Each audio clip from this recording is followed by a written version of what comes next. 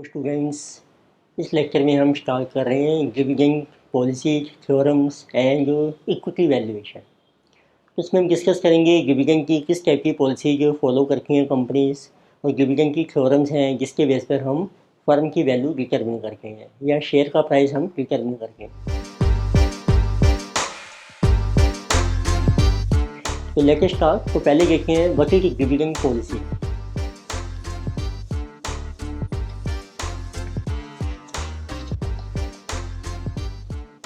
Dividend policy means how much dividend is to be paid by a company to equity shareholders. Dividend policy का simple meaning है how much dividend to be paid by a company so to its owners. So owners are equity shareholders. So normally we say that when a company will pay high dividend, so it will increase value share in the market. तो general जो हमारी basic idea है, when a company so pay high dividend, so as we know that dividends are paid out of profit. तो जब company high dividend pay कर रही है, it means company is earning high profits. So it means it will increase value of a share in the market. So it will increase so value of share. ये हमारा general idea होता है normally जो human behaviour है। इसी तरीके से जब कंपनीज पे करती हैं लो dividend, when companies pay low dividend, it means general investors think that company not earning high profits, company earning low profits, so it will decrease value of share. So it decreases your value of a share. तो it means हमारा basic idea यही है कि सबसे पहले company decide करती है कि उसको कितना डिविडेंड पे करना है शेयर होल्डर को, हाई या लो, उसको हम कहते हैं डिविडेंड पॉलिसी. फिर आता है कि जब कंपनी ने डिविडेंड पे कर लिया है, अब उसका क्या इफेक्ट होगा मार्केट प्राइस और शेयर के ऊपर. तो उसके लिए हमारे पास कुछ थ्योरम्स बनी हुई हैं जिसके बेस पर हम इक्विटी की वैल्यू डिटरमिन करेंगे. तो पहले देखें dividend policy. It means how much dividend to be paid by company. तो इसमें देख रहे हैं हम कि what are different types of dividend policies. तो किस किस टाइप की पॉलिसीज कंपनीज फॉलो करती हैं डिविडेंड के लिए. जैसे आपने यही देखना है, टाइप्स का मतलब है जैसे कंपनी में पे लो और हाई डिविडेंड. तो रियल प्रैक्टिस में किस टाइप की पॉलिसी फॉलो होती है वो देखते हैं. नंबर 1 पॉलिसी चलती है constant dividend policy. Constant dividend policy. तो इट मीन्स कंपनी की अर्निंग्स चाहे इंक्रीज भी हो रही हैं या डिक्रीज हो रही हैं, पर कंपनी डिविडेंड पे करती है कांस्टेंट. इट मीन्स इसमें कोई फ्लक्चुएशन नहीं है. तो इस पॉलिसी में क्या है, अर्निंग्स में राइज और फॉल, बाकी जो डिविडेंड दे रहे हैं हम शेयर होल्डर को, चाहे आप पर शेयर भी कैलकुलेट कर सकते हैं, अर्निंग भी पर शेयर कैलकुलेट कर लीजिए, डिविडेंड भी. तो it mean dividends are constant. Dividends आपके कांस्टेंट है. तो इसको हम कहते हैं this is a stable dividend policy. Means इसमें शेयर होल्डर को कांस्टेंट डिविडेंड मिल रहा है, स्टेबिलिटी है, इसमें कोई फ्लक्चुएशन नहीं है. तो नॉर्मली जैसे अर्निंग्स में हम कैलकुलेट करते हैं ईपीएस पर शेयर, और डिविडेंड के लिए आप कैलकुलेट कीजिए डीपीएस है. तो उसको यदि हम ग्राफ के ऊपर शो करते हैं, it will appear like this. जैसे एक्स एक्सिस पर हम टाइम पीरियड शो कर रहे हैं ईयर्स में, और वाई एक्सिस पर हम शो करेंगे earning per share as well as dividend per share, EPS and DPS. अब देखो यदि आपका जो ईपीएस है वो आपका कभी राइज हो रहा है कभी फॉल कर रहा है. Suppose EPS is like this. यहाँ पे टाइम आ गया first year, second year, third, 4, 5. EPS देखो आपका पहले कभी राइज हो रहा है, देन इट में फॉल, इट में राइज, इट में फॉल, पर जो डिविडेंड है वो आपका कांस्टेंट चल रहा है. सपोज चलिए कंपनी डिविडेंड मेंटेन कर रही है जिस मंथ, ये आपका कांस्टेंट है. तो जो डार्क लाइन है ये है डिविडेंड पर शेयर की, और जो गोल्डन लाइन है ये है अर्निंग पर शेयर की. तो सेकंड पॉलिसी क्या होती है, ये क्योंकि कांस्टेंट डिविडेंड पॉलिसी, जिसमें डिविडेंड पर शेयर कांस्टेंट है. एक होती है अब आपकी कांस्टेंट पे आउट पॉलिसी। तो फिर सेकंड पॉलिसी है कि कांस्टेंट पे आउट पॉलिसी। तो जैसे हमने देखा कि डिविडेंड कंपनी पे करती है अर्निंग्स में से, तो इसमें है कि आपकी अर्निंग पर शेयर आ रही है तो उसका कुछ परसेंट हम डिविडेंड पे कर रहे हैं, वो जो परसेंटेज है वो कांस्टेंट रहेगी आपकी। उसको हम कहते हैं dividend pay out ratio, DP ratio. जैसे डीपी रेशो आपकी 60% है तो अब ये हमारी कांस्टेंट हो जाएगी। तो इसका इफेक्ट क्या होगा, यदि आपकी अर्निंग राइज होगी डिविडेंड भी राइज होगा, अर्निंग्स फॉल करेंगी डिविडेंड भी फॉल करेगा। पर जो अर्निंग और डिविडेंड दोनों पैरेलल चलते हैं इसमें, तो इसको देखो हम ग्राफ पे शो कर सकते हैं। तो अगेन ऑन एक्स एक्सिस पर हम शो कर रहे हैं टाइम पीरियड। तो these are different years like 1, 2, 3, 4। और वाई एक्सिस पर हम शो कर रहे हैं ईपीएस एंड जीपीएस। अगर कोई ईपीएस आपका राइज हो रहा है या फॉल कर रहा है और डिफरेंट टाइम पीरियड, तो डिविडेंड इसके पैरेलल चलेगा। यदि आप 60% पे कर रहे हैं ना डिविडेंड, तो जितनी अर्निंग्स हैं उसका 60% आप डिविडेंड पे कर लीजिए, पर डिविडेंड आपका इसके पैरेलल चलेगा। It is like this.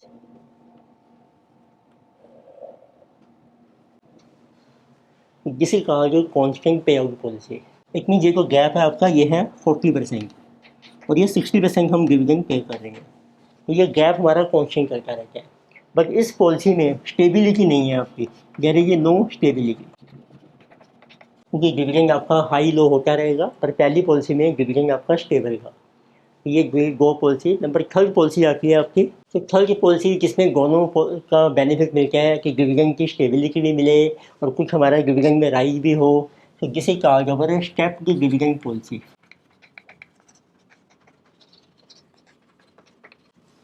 Mostly जो अच्छी कंपनीज होती हैं वो यही पॉलिसी फॉलो करती हैं। तो इसमें क्या होता है कि company will increase dividend so after certain time period. ये जो टाइम पीरियड होता है इसको कहते हैं टाइम इंटरवल। तो ये फिक्स भी कर सकते हैं हम, लाइक से after every, for example after every 3 years company अपना डिविडेंड जो है इंक्रीज कर रही है। तो इसका कहते हैं ग्राफ कैसे बनता है। तो आप शो कर रहे हैं एक्स एक्सिस के ऊपर टाइम पीरियड, जिसे इन ईयर्स। सपोज लीजिए पहले फर्स्ट 3 ईयर्स लिए आपने, यानी नेक्स्ट 3 ईयर्स, तो हर 3 साल के बाद 3, 6, सिमिलरली 9, तो आपका डिविडेंड जो है चेंज होता रहेगा। सपोज कर लीजिए पहले डिविडेंड आपका है कांस्टेंट, उसको स्लाइटली आपने इंक्रीज कर दिया, अगेन इट इज इंक्रीज। तो आप देखते हैं ये स्टेप बन जाएंगे। तो डिविडेंड आपका स्टेप बाय स्टेप इंक्रीज हो रहा है। अर्निंग्स आपकी फ्लक्चुएट हो रही हैं, अर्निंग राइज भी हो सकती है, फॉल भी कर सकती है, बट कंपनी अपना डिविडेंड जो है वो मेंटेन करके चलती है। तो डार्क लाइन है आपकी डिविडेंड पर शेयर और गोटी लाइन है आपकी अर्निंग पर शेयर। तो वाई एक्सिस में हम शो कर रहे हैं दोनों अर्निंग्स एंड डिविडेंड। तो इसमें क्या मिनिमम डिविडेंड देखो जो था ये तो मिल ही रहा है आपको हर साल, और प्लस उससे ज़्यादा भी मिलेगा। तो इसको हम कहते हैं इसमें स्टेबिलिटी भी है आपकी, और प्लस इसमें कुछ आपकी ग्रोथ भी हो रही है। तो ये हमारी बेस्ट पॉलिसी मानी जाती है डिविडेंड की।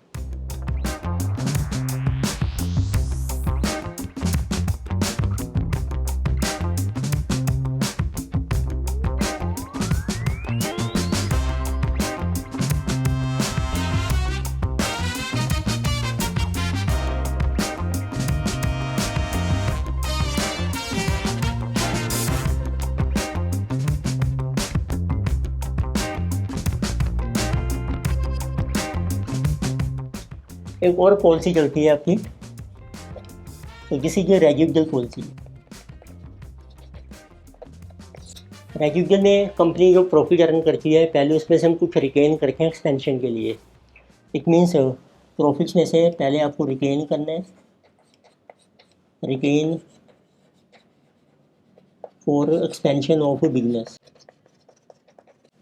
उसके बाद जो बैलेंस प्रॉफिट रह जाएगा वो हम एज डिविडेंड पे कर देते हैं। तो balance profit so is paid as dividend. वो हम एज डिविडेंड पे कर देते हैं। तो बैलेंस का मतलब होता है रेजिडुअल प्रॉफिट। रेजिडुअल मीन्स जो रिमेनिंग प्रॉफिट रह गया है उसको आप एज डिविडेंड पे कर दीजिए, इसीलिए इसका नाम है रेजिडुअल पॉलिसी। ये 4 तरह की जनरल पॉलिसी हमारी फॉलो होती है। अब देखें, अब कंपनी ने डिसाइड कर लिया है कि किस टाइप की डिविडेंड पॉलिसी फॉलो करनी है, कांस्टेंट है या कांस्टेंट पे आउट है, या आपने स्टेप की डिविडेंड पॉलिसी फॉलो करनी है, तो उसका क्या इफेक्ट होगा मार्केट वैल्यू ऑफ शेयर के ऊपर। तो that is explained by different dividend theorems. पहले देखें what are dividend theorems. Dividend theorems, इनका जो बेसिक पर्पज होता है, दे हेल्प टू एक्सप्लेन, और we can say that the theorems they explain the effect of dividends. जो भी company dividend pay कर रही है उसका क्या इफेक्ट होगा on market value of share. अब इसके लिए हमारे पास दो अप्रोचेज चलती हैं, या हम कह सकते हैं दो ओपिनियंस हैं इसमें, टू अप्रोचेज, और we can say two opinions. तो ये जो दो ओपिनियंस हैं, one opinion is that payment of dividend has no effect on market value of share. तो इसको हम कहते हैं इररेलेवेंसी थ्योरम। इररेलेवेंसी थ्योरम, तो this theorem is given by Modigliani Miller, which is also called MM theorem. तो Modigliani Miller same है जो हमने किया था कैपिटल स्ट्रक्चर थ्योरम में। तो सेकंड थ्योरम कहती है that dividends will affect market value of share. Irrelevance theorem में डिविडेंड्स का कोई इफेक्ट नहीं है। तो सेकंड थ्योरम है हमारी relevance theorem. This relevance theorem is given by different persons.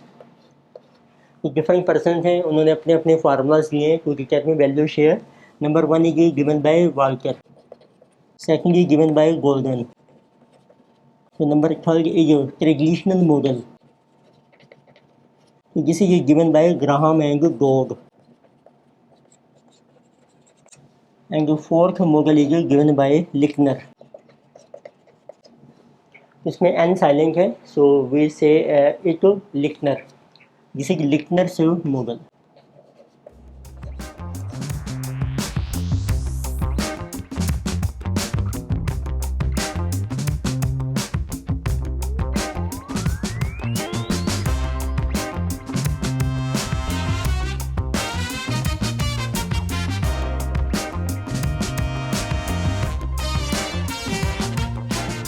Start करते हैं बंदा में, तो पहले हम स्टार्ट कर रहे हैं इस लेक्चर में irrelevance theorem given by Modigliani Miller. It means first theorem है अब आपकी, किसी जो Modigliani Miller means MM, irrelevancy theorem. So what does this theorem states? So this theorem or Moody-Gilani Miller. So this theorem states that payment of dividends does not affect. So overall means total market value of a firm. Market value of a firm. Firm means equity. Market value of equity. तो MM theorem का purpose है कि company dividend pay कर रही है या नहीं कर रही है, पर उसका कोई इफेक्ट नहीं है ओवरऑल मार्केट वैल्यू के ऊपर। इट मीन्स कंपनी पे कर सकती है हाई और लो डिविडेंड्स, हाई और लो और nil dividends, and it has no effect, और इसका कोई इफेक्ट नहीं है on market value of equity. जैसे कोई भी कंपनी होती है, उसके जो ओनर्स होते हैं, इक्विटी शेयर होल्डर्स हैं, तो वही उसकी मार्केट वैल्यू होती है इक्विटी की फर्म की, तो उसके ऊपर कोई इफेक्ट नहीं है। पर इस थ्योरम को प्रूव करने के लिए मोदी-गिलानी मिलर ने अपने कुछ एजम्पशंस लिए हैं। तो पहले देखें एजम्पशंस और फिर एक्सप्लेन करके हैं how market value not affected. Let us see assumptions of this theorem. तो मेजर एजम्पशंस हैं, एक तो कोई टैक्सिंग नहीं है, नो टैक्सिंग। सेकंड जंक्शन लिया है, कंपनी जब प्रॉफिट अर्न करती है तो उसको कुछ री इन्वेस्ट करती है। It means company makes investment for expansion. Company कुछ इन्वेस्टमेंट कर रही है एक्सपेंशन के लिए। अब उसके लिए फंड्स चाहिए कंपनी को जो आपने इन्वेस्टमेंट करनी है। For this purpose it requires funds. तो इस फंड्स को कैसे अरेंज करना है, तो इन फंड्स को आपने कैसे अरेंज करना है उसके लिए इसने एज्यूम किया है कि there are two sources of finance. There are two sources of finance to raise funds. Funds को रेज करने के दो सोर्सेज हैं, और दो सोर्सेज कौन से हैं। पहले कोई कंपनी अपना रिटेन प्रॉफिट यूटिलाइज करेगी। फर्स्ट यूटिलाइज रिटेन जो प्रॉफिट्स, और जो बैलेंस रिक्वायरमेंट है उसके लिए हम नए शेयर इशू करेंगे। सेकेंडली तो company will issue new shares, और ये हम इशू करेंगे जो भी मार्केट प्राइस होगा हमारा expected, at expected market price. It means इसकी जंक्शन है, कोई टैक्सी नहीं है, कंपनी एक्सपेंशन करने जा रही है, उसके लिए इन्वेस्टमेंट चाहिए, इन्वेस्टमेंट के लिए फंड्स चाहिए। फंड्स के लिए पहले आप रिटेन प्रॉफिट को यूटिलाइज कीजिए, और बैलेंस के लिए आप नए शेयर इशू कर सकते हैं। तो इनके बेस पे जब हम वैल्यू कैलकुलेट करेंगे इक्विटी की, वो आपकी कॉन्स्टेंट रहेगी, सेम आएगी। तो अब इस थ्योरम को एक्सप्लेन करने के लिए देखते हैं कि हमारे पास क्या क्या डाटा है, गिवन डाटा। जैसे आपके पास प्रेजेंट टाइम पीरियड है, जीरो टाइम पीरियड, यानी कि टाइम पीरियड 1। तो प्रेजेंट टाइम में आपको दिया है प्रेजेंट नंबर ऑफ शेयर कितने हैं कंपनी के, जिसे डिनोटेड बाय एन। तो एन है आपके present number of equity shares, और इनका करंट प्राइस कितना है P0। P0 is current market price of share. अब कंपनी का फर्स्ट ईयर स्टार्ट हो रहा है, कंपनी को साल के एंड में मिलेंगी अर्निंग्स, एक डिनोटेड बाय ई। तो ई है आपकी earnings which is profit after tax. इसमें जो कंपनी कोई डिविडेंड पे करती है, यदि डिविडेंड पे कर रही है उसको रख लेते हैं D1, this is expected dividend per share DPS। तो बैलेंस आपका आ जाएगा जो हम प्रॉफिट रिटेन कर रहे हैं, और यदि डिविडेंड नहीं है तो सारा ही प्रॉफिट रिटेन हो जाएगा। फिर आपने देखना है कितने फंड्स चाहिए आपको इन्वेस्टमेंट के लिए, जिसे ये आई की इन्वेस्टमेंट आपको कितनी करनी है फॉर एक्सपेंशन के लिए। और शेयर होल्डर को मिनिमम रिटर्न कितनी मिलनी चाहिए, वो कंपनी में बन जाएगी required return, which is called KE। KE होगी आपकी minimum required return by share holder और बाय कंपनी। ये सारी चीज़ें आपको दी होंगी क्वेश्चन में। अब उसके बेस पर हम अपनी थ्योरम प्रूव कर सकते हैं। तो देखते हैं थ्योरम में आपको क्या क्या स्टेप्स अप्लाई करनी है। इस थ्योरम को एक्सप्लेन करने के लिए हम डिफरेंट स्टेप्स हैं हमारे पास, let us see one by one. तो स्टेप नंबर 1, तो पहले तो आप कैलकुलेट कीजिए what will be expected market price of share. तो जैसे टाइम पीरियड है आपका 1 एंड दिस इज 0। तो get expected market price of share. तो आपके पास देखो टाइम पीरियड 0 में P0 है, कंपनी कितना डिविडेंड पे कर रही है आफ्टर 1 ईयर, D1 है, प्राइस कितना होगा P1, ये मिसिंग है आपका। तो हमारा बेसिक फार्मूला होता है कि P0 क्या होता है, जिसे equal to pricing value of future benefits.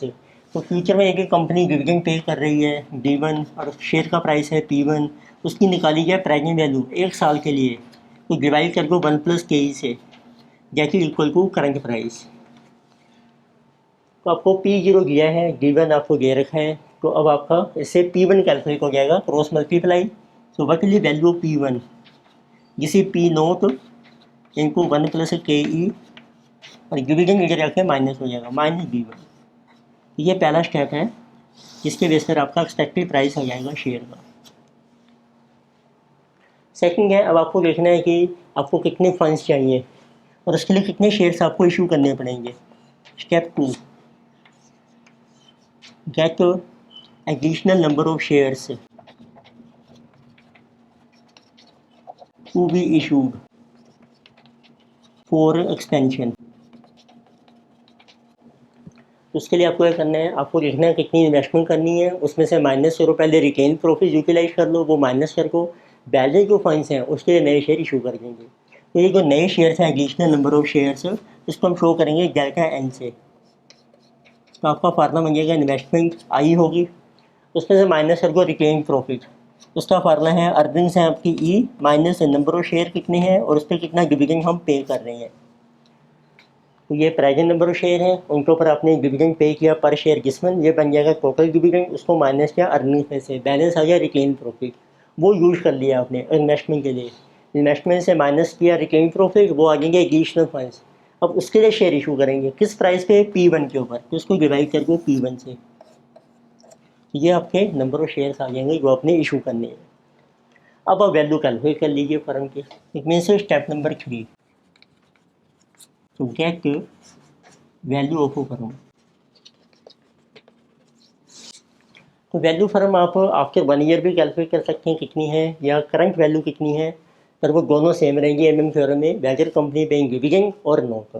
तो पहले देखते हैं, देखो एक्सपेक्टेड वैल्यू ऑफ फर्म,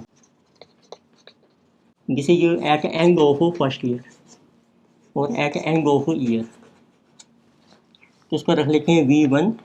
तो फार्मूला क्या है, आपके प्रेजेंट शेयर्स हैं N जो हमने लिए थे जीरो पीरियड में, N आपको दिया होगा, फिर आपने नए शेयर इशू किए हैं, उनकी वैल्यू से मल्टीप्लाई कर दो, जिसे ये N प्लस डेल्टा N, और कितना प्राइस है आफ्टर 1 ईयर, जिसे ये P1 इनटू P1। तो हम ये वेरीफाई करेंगे कि कंपनी डिविडेंड पे कर रही है और यदि नहीं पे कर रही है, दोनों केस में ये वैल्यू आपकी सेम रहेगी। और आप कैलकुलेट कर सकते हैं कि आज कितनी वैल्यू बनती है फर्म की, उसको हम कहते हैं करंट वैल्यू ऑफ फर्म। इसमें हम देखते हैं कि कितना कैश फ्लो आएगा आपके पास 1 साल के बाद, तो ये होती है present value of cash flow. देखो कैश फ्लो का मतलब है, एक तो जो शेयर्स हैं आपके पास N प्लस डेल्टा N, उनकी मार्केट वैल्यू आ गई इतनी, देखिए आप सारे शेयर मार्केट में सेल कर रखे हो तो इतनी वैल्यू आपको रिसीव होगी, कैश इनफ्लो कहते हैं। प्लस कंपनी ने जो प्रॉफिट अर्न किया है, उसमें से कंपनी ने कुछ री इन्वेस्ट कर दिया है इन्वेस्टमेंट, ये बड़ा आउटफ्लो हो गया, तो नेट कैश इनफ्लो आ गया, इसकी निकाल दो प्रेजेंट वैल्यू आज की डेट में, गिराएगी वे 1 प्लस के, ये आपकी वैल्यू आ जाएगी जीरो पीरियड में। तो ये वैल्यू भी आप देखेंगे सेम ही है, उसका रीजन है क्योंकि जब ये वैल्यू सेम आ रही है तो दोनों केसी में चाहे कंपनी डिविडेंड पे कर रही है या नहीं कर रही है, तो हम अर्निंग्स को ऐड कर रहे हैं, इन्वेस्टमेंट को माइनस कर रहे हैं, उसकी प्रेजेंट वैल्यू निकाल रहे हैं, तो ये वैल्यू आपकी सेम ही रहेगी।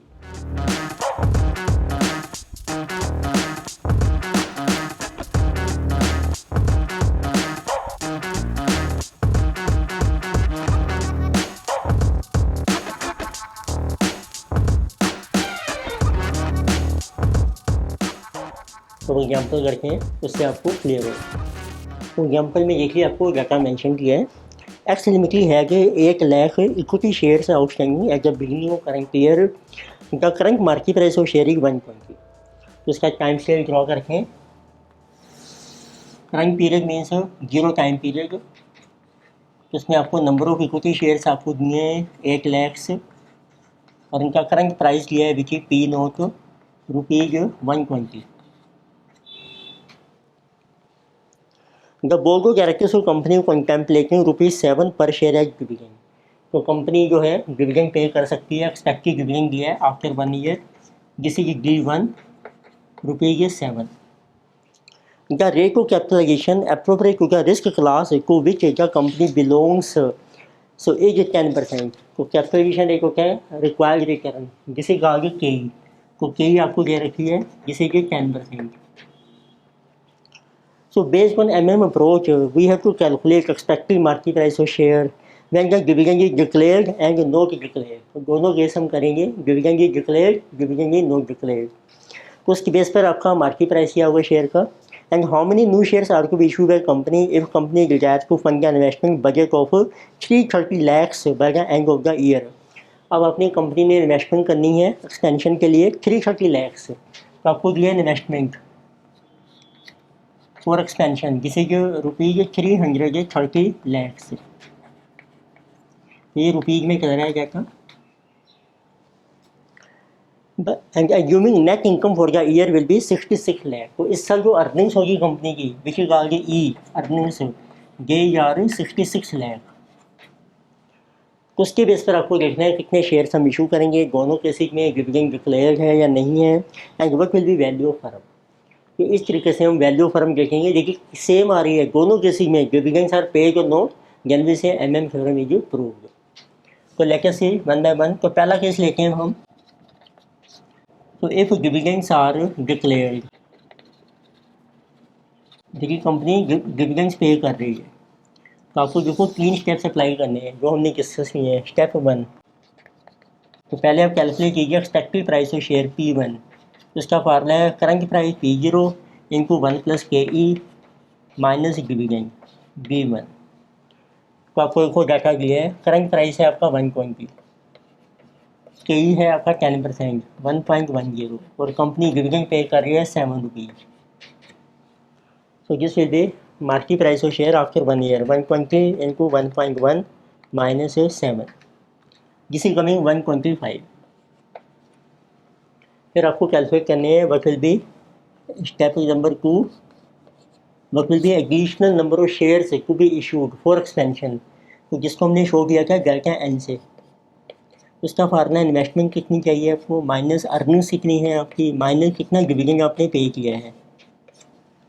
ये आ जाएंगे रिटेन प्रॉफिट्स, वो हमने कर लिया माइनस इन्वेस्टमेंट फॉर एक्सपेंशन, वो आ जाएंगे एडिशनल फंड्स। उसके लिए हम शेयर इशू करेंगे एट प्राइस P1। तो उसको पुट कर रखे हैं, इन्वेस्टमेंट है आपकी 330 लाख, माइनस अर्निंग्स है आपकी 66 lakh, minus number of shares है आपके 8 लाख, उसके ऊपर डिविडेंड है 7 रुपीज़, डिवाइडेड बाय P1 आपने कैलकुलेट किया है 125। ये आपके आ जाएंगे नंबर ऑफ शेयर को भी इशूड। तो उसको सोल्व करके डेल्टा एन, जिसे जो 66 माइनस 8 इंटू 7 56 लाख, ये रह गया 10 लाख, 10 लाख इसमें से माइनस हो जाएगा, which is 320 lakh divided by 125। तो this will be number of share को भी इशूड, जिसे 320 लैक्स डिवाइडेड बाय 125। तो दीज आर कमिंग 2,56,000 शेयर्स। तो ये शेयर आपको इशू करने हैं। अब आप कैलकुलेट कर सकते हैं step 3, what is value of firm. देखिए हम कैलकुलेट कर रहे हैं एक्सपेक्टेड वैल्यू आफ्टर 1 ईयर, तो उसको हम डिनोट करेंगे V1 से। उसका फार्मूला है N plus delta N into P1। तो देखो N कितना है, प्रेजेंट नंबर शेयर है आपके 8 लाख, नए शेयर आपने इशू किए हैं 256 इंटू P1 है आपका 125। तो ये आपकी फर्म की वैल्यू आ जाएगी। तो जिसे जो 10,56,000 इंटू 125, तो टोटल वैल्यू इज रुपीज, तो 1320 लैक्स, 1320 लैक्स, ये वैल्यू आ गई फर्म की। अब तो अब चेक करते हैं, करंट वैल्यू भी कैलकुलेट कर लेते हैं। तो बच्चे जो अवर करंट वैल्यू V0, उसका फार्मूला है N plus delta N into P1, इसमें से प्लस कर लीजिए अर्निंग्स माइनस कर दो इन्वेस्टमेंट, और इसकी कैलकुलेट कीजिए प्रेजेंट वैल्यू 1 प्लस के। देखिए हम लैक्स में लेते हैं, तो N plus delta N into किसी P1, तो इसकी वैल्यू को देखो मैंने कैलकुलेट कर ही लिया है 1320 लैक्स, प्लस अर्निंग्स की आपकी 66 लाख, माइनस इन्वेस्टमेंट कीजिए आपने 330 लैक्स, और उसकी निकालो आप प्रेजेंट वैल्यू 1.1, ये रुपीज़ आपके लैक्स में आ जाएंगे। तो 1320, so plus 66 minus 330, so divided by 1.1, this is coming 960 lakhs. तो हमने दोनों वैल्यूज कैलकुलेट की, एक्सपेक्टेड वैल्यू कितनी है और करंट वैल्यू। पहला केस लिया हमने जब डिविडेंड पे कर रही है कंपनी। अब देखें second case, when dividend is not paid, then we have case number B। So when dividends are not paid by company,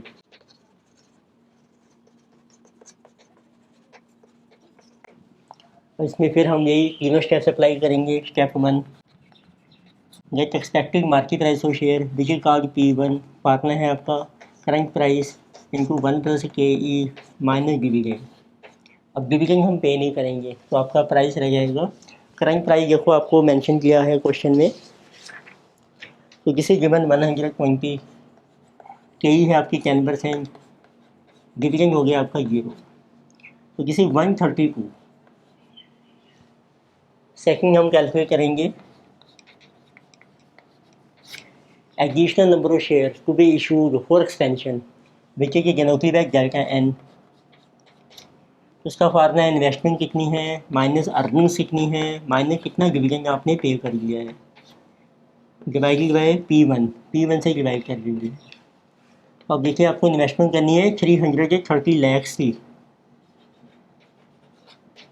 minus earnings हैं आपकी 66 लाख, डिविडेंड आपने पे नहीं किया है 0, P1 है आपका 132। तो आपके नंबर ऑफ शेयर्स आ जाएंगे। तो जैसे 330 लाख माइनस 66 लाख तो डिवाइडेड बाय 132। तो जैसे कमिंग 2 लाख शेयर्स है तो 2 लाख शेयर्स आपको इशू करने हैं। अब स्टेप 3 अप्लाई कीजिए, value of firm. Step 3 get value of firm. तो पहले कैलकुलेट करें expected value of firm after 1 period. उसका फार्मूला है n plus delta n into P1। तो n देखिए कितने शेयर्स हैं आपके प्रेजेंट हैं आपके 8 लाख शेयर, नए शेयर हमने इशू किए हैं 2 लाख और P1 हो जाएगा आपका 132। तो जैसे 10 लाख इनको 132 तो देखो वैल्यू आ गई आपकी ₹1320 लैक्स में आ गई। चेक कर लो, पहले भी सेम वैल्यू आई थी जब हमने केस ए किया था when dividends were paid by company.